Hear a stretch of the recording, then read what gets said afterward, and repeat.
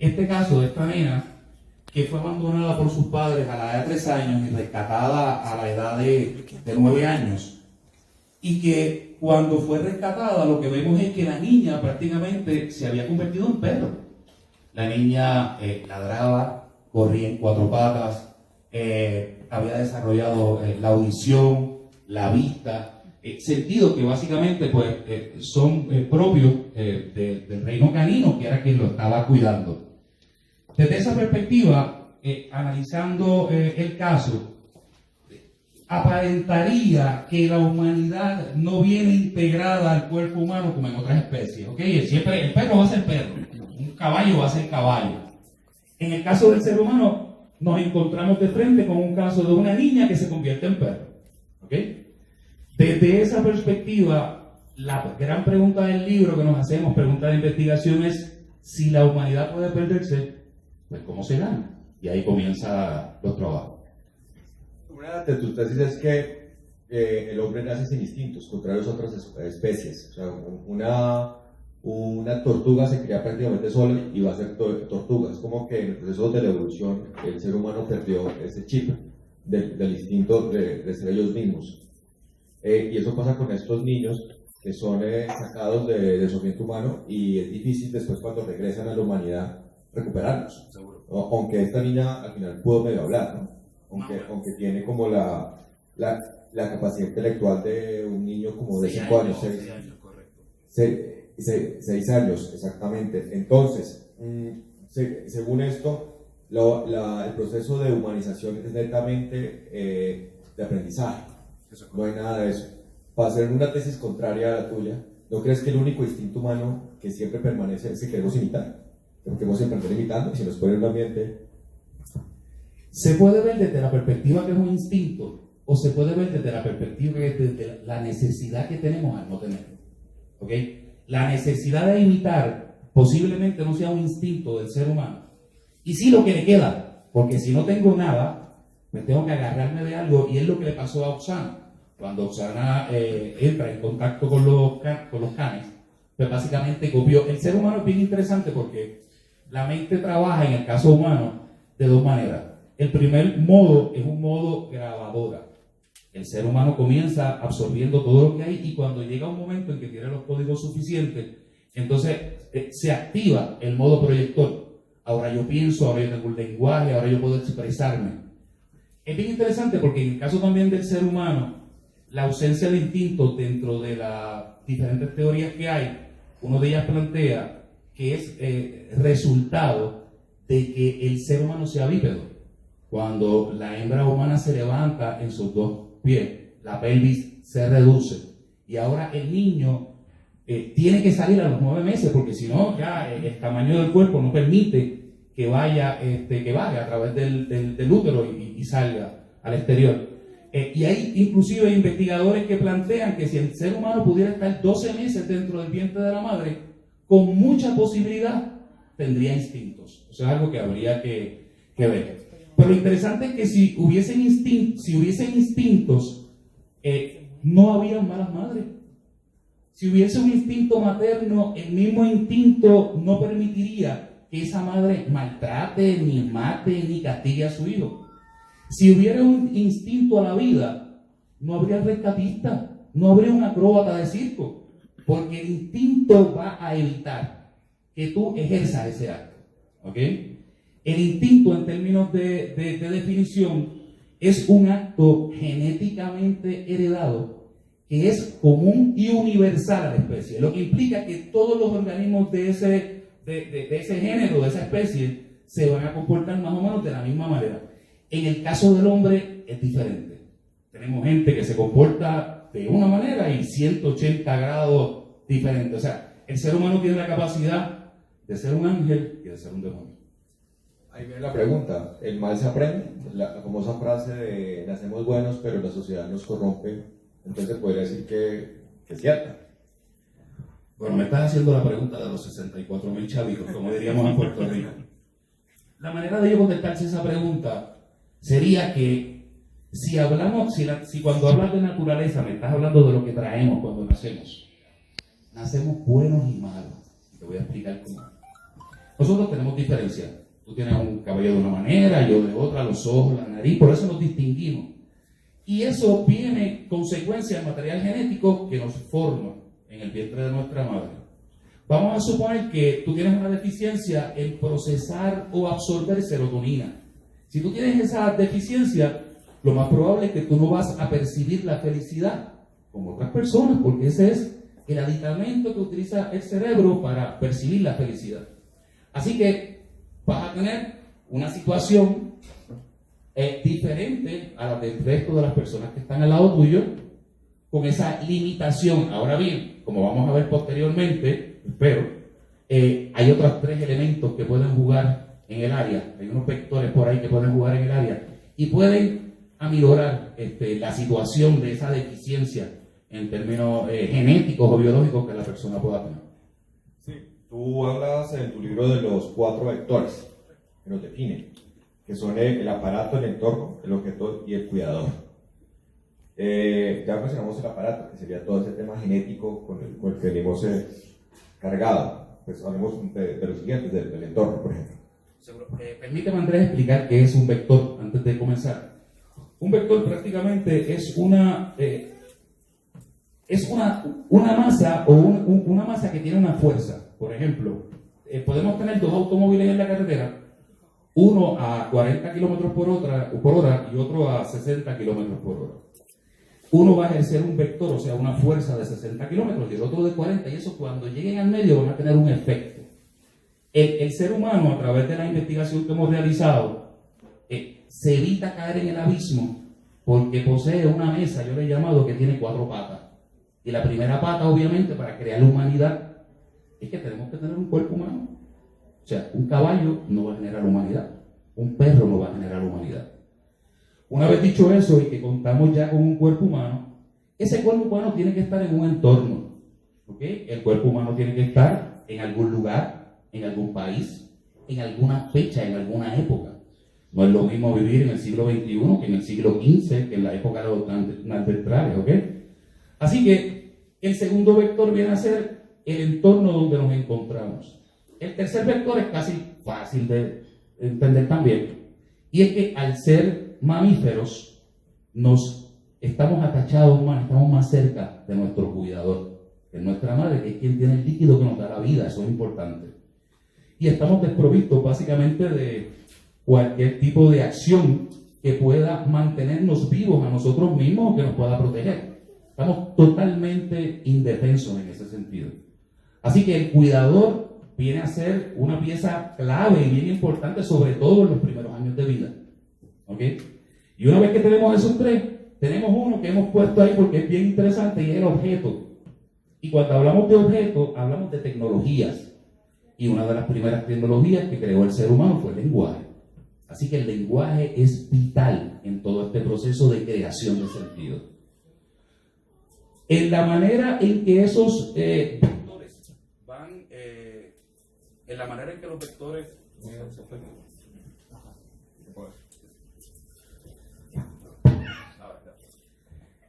La manera en que los... Hola. La manera entonces en que los vectores empiezan a interrelacionarse entre ellos mismos moldea la humanidad del ser humano. Un experimento que hicieron de criar un niño con un chimpancé y lo tuvieron que detener como a los 3 años porque pues primero era bastante poco ético, pues era el hijo del investigador y es que el niño estaba tomando cosas del chimpancé, lo estaba imitando. O sea, la idea era que el chimpancé se humanizara, o sea, hacer como algo diferente, pero no se pudo. O sea, jaló más la fuerza del chimpancé hacia la humanidad que el tema. Y aquí nace el tema, que es lo importante, la sociedad. Entonces, ¿cómo podemos afectarla? ¿Cómo si se parte de estas cosas de los vectores, el entorno, el objeto y el cuidador? ¿En qué afecta toda esta tesis a la sociedad? Mira, eso yo te voy a dar que el libro lo complete, porque precisamente esta mañana yo estaba revisando el libro y hay una parte aquí que me gustaría traerte a tu consideración. Un segundito aquí. Yo tengo problemas con los bifocales, así que necesito como que unos cuantos. Dice así: la importancia de una humanidad en la sociedad. En este punto, casi al culminar nuestro recorrido, me atrevo a proponer el concepto de humanidad como un proceso en constante evolución que ilustra el grado en que el humano se encuentra capacitado para vivir en un grupo social humano, cualquiera que sea este, en armonía con el ambiente, con los miembros de su clan, con los miembros de otros clanes, con el resto de las especies vivas en el planeta, en definitiva, con el resto del universo, pero no menos importante, el grado en que vive consigo mismo. Así que es fundamental y básicamente es un grupo humano donde nos trabajamos básicamente a través de la humanidad que podamos crear. Sonido, satélite. Ahora sí tenemos otra cosa. Y básicamente, importantísimo, si somos humanos y no tenemos dirección, como hemos planteado hace un momento, tenemos que crearla.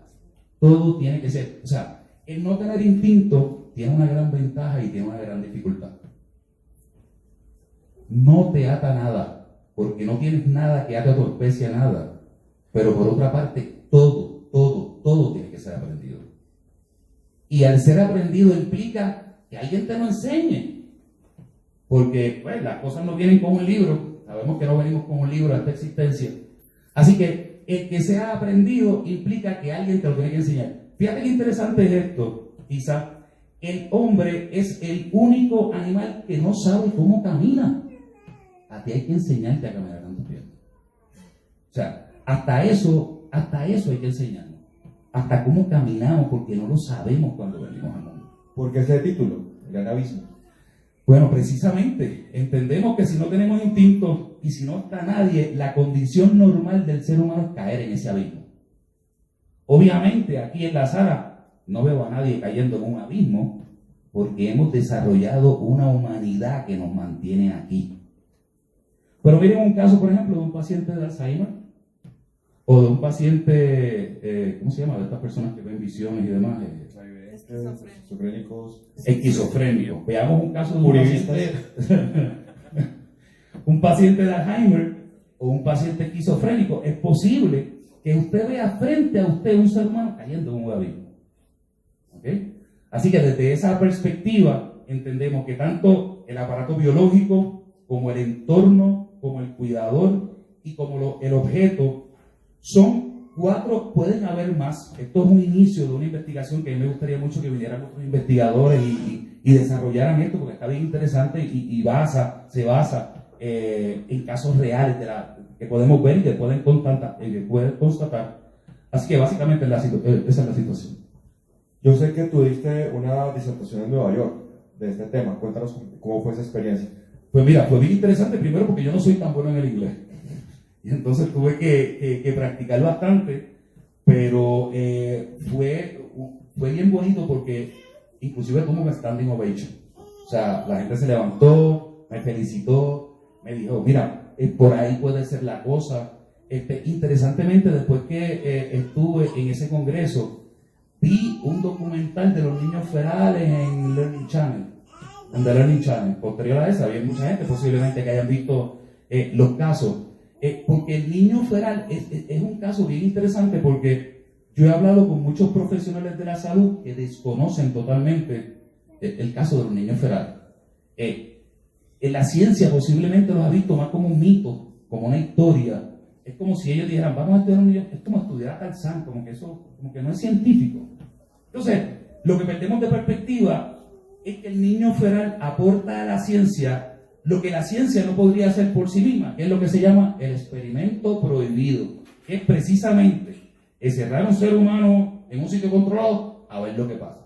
Eso no podemos hacerlo, pero sí podemos aprender de casos donde eso se ha dado y podamos ver el efecto en las personas. Al final tú propones cómo la humanidad se podría mejorar. ¿Cuál sería esa idea? Pues mira, sí, a través de los 4 vectores y siendo la humanidad un proceso dinámico, tanto se puede mejorar como se puede empeorar. Y hay una ventana. Pero ya ahí entraríamos en el libro y yo pues me gustaría dárselo de tarea a las personas para que lo... Hay que leerlas, como decían por ahí. Hay que leerlo para que llegue. No, y hay un proceso, porque no llega a la ventana, hay un proceso hasta la ventana que me gustaría que el lector llegara. Pasemos a las preguntas del público. ¿Alguien quiere preguntarme algún tema? Dale. Sí. Es que me parece fascinante el tema porque la relación entre los animales y el ser humano ha sido para mí como una pregunta constante. ¿Cuál es la diferencia? Y yo estos días llegué a la conclusión de que la diferencia realmente es el lenguaje. Pero tu libro, lo que tú estás diciendo, pues diría totalmente lo contrario. Me gustaría saber tu opinión y tu conocimiento. Pero antes de eso quisiera preguntarte exactamente con intuición, ¿cuál fue la palabra que tú dijiste sobre instintos? Con el instinto, ¿a qué te refieres exactamente? Ok, instinto es un patrón de conducta genéticamente heredado y común a una especie. O sea, todos los perros ladran, todos los perros esconden lo que les dan, los huesos y demás, ¿ok? En ese sentido, es una actividad que se esperaría de esa especie. Tú podrías quizás predecir lo que haría tu perro y lo que haría tu gato en ciertas circunstancias, pero predecir lo que haría un ser humano es totalmente diferente. El ser humano tenemos las mismas necesidades. Vamos a ponerlo desde esa perspectiva. Todos pasamos por hambre, todo, ¿ok? Pero a diferencia de los animales, la diferencia es cómo el ser humano se las suple. Hay diferentes maneras. O sea, tenemos hambre, pero no todos nos gusta lo mismo. ¿Ok? Tenemos unas preferencias sexuales, pero no todos las ejecutamos de la misma manera.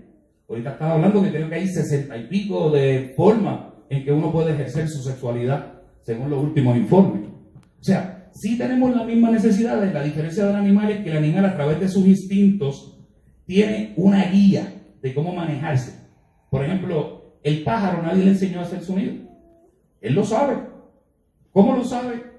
Es un conocimiento previo al nacimiento. A nosotros se nos da trabajo entender que algo pueda conocer algo antes de nacer, porque a nosotros no nos pasa. Pero en términos reales, si vemos los comportamientos de los animales, la tortuga nunca conoce a su mamá. Sale de un huevo en la playa. Ninguna se va para la tierra, todas se van para el agua. Ellas saben lo que tienen que hacer.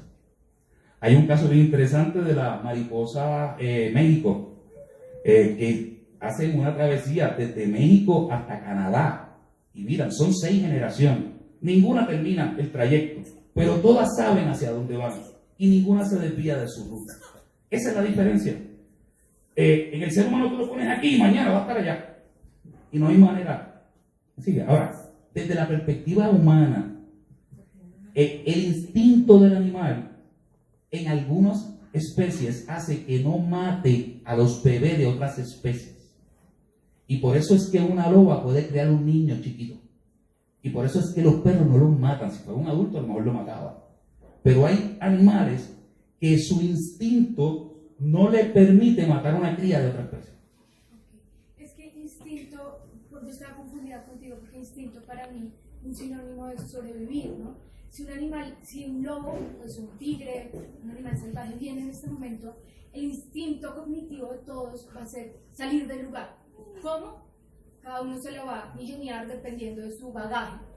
Pero el instinto es sobrevivir. Por eso esa chica lo que hizo fue actuar y aprender a través de su instinto. Totalmente. O sea, ella no sabía porque no tenía lenguaje. A través de su capacidad de copiar. Porque el instinto era canino, totalmente. ¿Me sigue? O sea, ella copió, que era lo que le explicaba Andrés ahorita, por la necesidad que tiene de copiar al no tener una guía ni unas instrucciones que la dirijan. ¿Me sigue? Entonces, el ejemplo que me trae es bien interesante. Si entra un león aquí, todos nos vamos a salir corriendo, porque ¿quién se quiere morir hoy? Nadie se quiere morir hoy. Ahora, tú puedes tener un caso donde tú tengas una persona luchando por su vida, buscando qué comer, y en la celda de al lado tienes una persona que tiene un buffet al frente, pero tiene una huelga de hambre, y él decidió, por las razones que sea, pasar una huelga de hambre hasta las últimas consecuencias. O sea, tenemos casos de personas que arriesgan su vida. ¿Tú has visto a las personas en el selfie últimamente así, en la punta del edificio? O sea, ¿qué instinto de sobrevivencia tiene esa gente? O sea, ¿qué instinto de sobrevivencia tiene un trapecista de circo que en cualquier momento puede fallecer en un mal acto. O sea, no habría rescatistas. Mira, si hubiese ese instinto de supervivencia, no habría rescatistas, no habrían guerras. No habría guerras porque el instinto evitaría que tú hicieras cualquier cosa que atentara contra tu vida. Pero mira que en ese orden de ideas sería como que ahí están actuando los vectores que llamas tú. Correcto. Y es la dirección que ese personaje le está poniendo a su vida. Si realmente a mí me interesa hacer un selfie en Río de Janeiro, bueno, ese monumento súper importante que no me acuerdo cómo se llama. Corcovado. Sí, yo me paro ahí y me lo tomo porque es que ese es mi vector. Subirlo a las redes y que me halaguen por esa foto. Y ahí estarías expresando tu instinto de supervivencia. Pero, claro, si de repente se empieza a desboronar o si veo que me voy a caer, yo inmediatamente voy a pensar en salvar mi vida. Lo que no pensé es que eso iba a pasar. Precisamente por eso me monté ahí. Pero lo que traigo, lo que te digo es que si mi motivo, lo que me motiva a ponerme ahí es tomarme un selfie, no significa que no tenga instinto, sino que para mí es más importante sobresalir en lo que quiero hacer que mi vida. Obviando el peligro de caerte. Obviando el peligro de caerte. O sea, para ti, ya lo que me estás diciendo, para ti es más importante la foto que tu seguridad en ese momento. Eso atenta contra el instinto de supervivencia. ¿Me sigue lo que te quiero decir? Tu preferencia como humano. O sea, un perro no lo haría posiblemente. El perro no se va a trepar ahí a agitarse a tomarse el selfie. No. Por ninguna razón del mundo. Pero Posiblemente. hace poquito en la BW, no sé si sabes del canal, vi un perro que estaba encerrado y había más perros, ¿no? Y ese perro era el único que se estaba trepando en las jaulas. O sea, como que yendo de una esquina a la otra para trepar y salir. Y obviamente en el momento, en la transición de ir de un lugar, de una esquina a otra, el perro se puede caer, se puede morir. Pero no piensa en eso, porque su objetivo, llámese como se llame, es salir de ahí. ¿Sí? O sea, si el perro se ve en apuros cuando está trepando hacia el otro lugar, él ya no va, o sea, ya no va a tener un momento en que pensar que, ay no, me voy a ir allá, porque ya está muy avanzado en el acto para poder decidir. Te voy a hacer una anécdota y quisiera que darle la oportunidad a otras personas también. Pero yo tengo una perrita, People, que yo no he podido manejar de cómo yo tenerla encerrada. ¿Y sabes lo que hizo? ¿Tú sabes por qué hace eso? Porque puede. El día que se le tranque, intente 2 veces salir y no salga, no va a volver a hacerlo. ¿Me sigue? O sea, ella va a salir por ahí porque tiene ganas de salir y porque puede. Ponle una barrera que no la tenga y lo va a intentar 2 veces cuando ella tenga nada más. En el ser humano no pasa eso. A veces nosotros nos enfrentamos con una barrera en nuestra vida y seguimos dándole por la cabeza y dándole por la cabeza y no entra y sigue dándole por ahí y sigue dándole por ahí y sigue te destruye y no sales hacia adelante. ¿Entiendes lo que te quiero decir? Gracias por la pregunta. Adelante. Cuando tú hablas del instinto maternal, ahí yo tuve una experiencia. Ajá. Estábamos en Río de Janeiro, en Ipanema. ¿El Corcovado Mi también? hija pequeña, estábamos en la playa y la cogieron los riptides, o sea, las corrientes. Mi instinto fue inmediatamente ir a cogerla. Sin verla, ¿la viste? Claro, ella Okay. estaba a 2 metros mío, me Okay. abría los ojos, ella Okay. nadaba hacia mí, pero el Ajá. agua se la llevaba. Interesante, Mi ajá. instinto fue irla a coger. Cuando yo le cogí la mano, yo ya no tocaba el piso. Okay. O sea, nos íbamos ahogando las dos. Muy O bien. sea, de hecho, casi nos ahogamos. Si no hubiera rescatistas, Seguro. no estábamos contando la historia. Ujú. Pero entonces ahí sí hay un instinto, porque si yo no pensé en mí en ese momento. Sí, hay unas ¿O capacidades. será Emma, que eso se desarrolla? hay unas capacidades, y como decíamos ahorita, con la cuestión de, puede ser genético, puedes tener esos genes. Te voy a dar otro ejemplo. Hay mamás, por ejemplo, que presienten que la nena tiene hambre antes de que llore. O sea, y tienen, la cuestión del instinto es que el instinto no es individual. Las individuales son las capacidades. Cada cual genéticamente tiene un mapa diferente, por eso nos vemos diferentes, ¿verdad? Así que cada cual tiene capacidades diferentes. Pero para ser instinto, toda la especie tiene que hacer lo mismo. Okay. Esa es la diferencia. Lo otro es intuición, que es otra cosa. Tú intuiste, la nena en peligro, vamos para allá, eso es otra cosa. Pero hay madres que no lo harían, lo que tú hiciste. Entonces, si las madres, si no todas las madres actuaran de la misma manera, no se constituye un instinto. Sí, hay unas que abandonan Correcto. Y entonces es como, ese es el abismo, precisamente, la falta de dirección. Si hubiera instintos maternos, la frase mala madre no tendría ningún sentido porque no podría existir ninguna mala madre. Porque el instinto materno, hay una mala perra, hay una mala yegua, hay una mala mona, hay malas madres.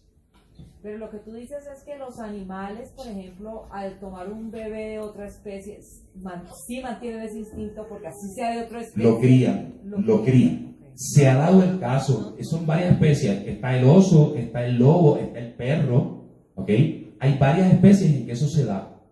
Y se ha dado, o sea, lo más interesante del caso de Oxana es que cuando yo empiezo a averiguar, hay muchos casos. O sea, están en el internet, es fascinante. O sea, hay un niño pollo, niño que lo metieron allí en una granja de pollo y casi se convierte en pollo. Está el niño perro, está el niño mono, o sea, depende, ¿ok? Ok, tenemos un caso bien particular, que es el caso de Ginny. Ginny es un caso de 1970, se da en California, y es un caso de esta nena que la encierran por 10 años en un cuarto. Solamente tenía una cuna y una vacinilla, que era donde ella hacía sus necesidades. Prácticamente nadie le hablaba, le pasaban la comida por debajo de la puerta. Y cuando la rescatan, lo que encontramos fue una niña en total estado catatónico. ¿Ok? Una niña sin expresiones, le tiraban bolas, la nena, ningún tipo de expresión. Entonces, por eso es que viene la parte donde les digo que el cerebro humano funciona como una grabadora. ¿Qué pasa si yo cojo un salón vacío y pongo una grabadora sonal y lo cierro 10 años y voy a ver qué grabó? ¿Qué tengo grabado? Eso era la nena. Ella había grabado la nada. ¿Ok? Entonces, independientemente, viendo ese caso, Ginny es el nombre que se le da a la niña para defender su identidad. Si vemos ese caso, entonces, no importa las capacidades que tengamos, si tú me encierras, voy a estar en cero. ¿Ok? Esa es la parte bien dura de ese caso. Esa nena nunca pudo recuperarse. ¿Ok? Está ahorita en un hospital psiquiátrico, ¿no? Eso es correcto. Que vaya para siempre y ya no se puede tener noticias de ella por una cosa que puso la familia. La familia. Ley. Otra pregunta, perdón, que estoy tan preguntando. Refiriéndonos a la educación y que quieren ponernos a todos en igualdad de condiciones, entonces de acuerdo a lo que tú me estás diciendo sería prácticamente imposible porque cada uno nace con unas capacidades y así nos expongamos ante el mismo maestro. De hecho, uno en la misma familia tiene varios hermanos y uno dice este no parece hermano ni hijo de papá y mamá. Podría ser, o sea, que eso es una utopía. Sí, es que que nos quieren llevar. Hay varias cosas. La igualdad es un mito. Todos somos diferentes. Y lo que tenemos es que respetar nuestras diferencias y no tratar de hacernos iguales. Porque lo que estamos viendo son sociedades y sistemas que quieren, esto es lo que yo quiero que ustedes hagan. No, para eso no es. Nosotros tenemos nuestras capacidades, tenemos nuestra identidad, que es una combinación única genética. A menos que usted no tenga un gemelo idéntico que comparta el material genético. Si usted no tiene un gemelo idéntico, su receta es exclusiva para usted. Ningún otro ser humano tiene esa combinación que tiene usted en estos momentos. ¿Ok?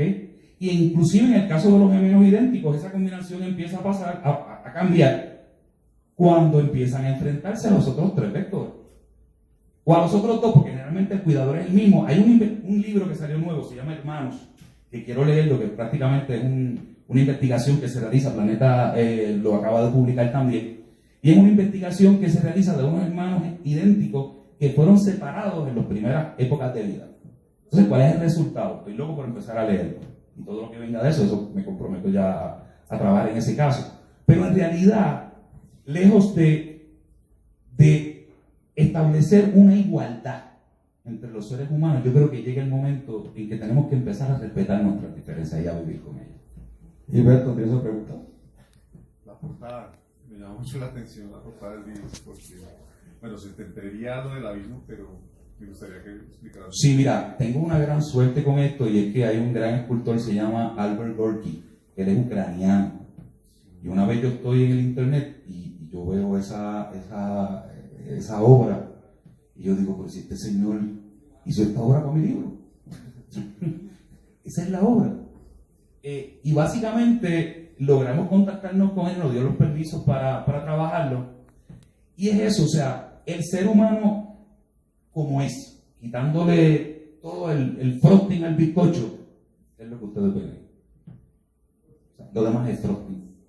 ¿Cómo le dice el frosting acá? Como el, Lo que se le va encima al bizcocho. la cubierta. Exacto, lo demás es cubierta de... Bueno, ¿alguna otra pregunta? Bueno, entonces un aplauso al autor. Muchas gracias, de verdad, por compartir conmigo. Espero que disfruten el libro. Y sobre todo, bienvenidos a bordo. Gracias. ¿Cómo es Star Trek? Lo mencionas ahí, sí. Gracias.